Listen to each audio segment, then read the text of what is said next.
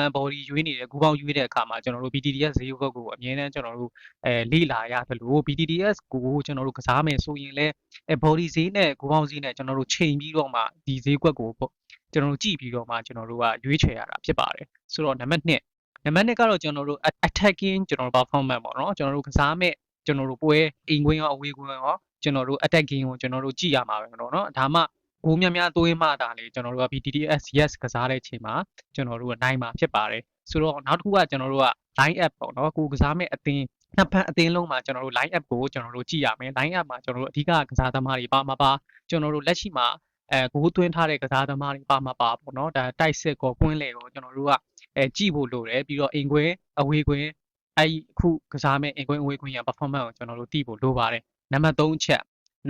ကတော့ကျွန်တော်တို့ defensive performance လို့ခေါ်ပါတယ်အဲ့ဒီ defensive performance ကကျွန်တော်တို့ဗာလဲဆိုတော့ကျွန်တော်တို့ကစားမဲ့ပွဲ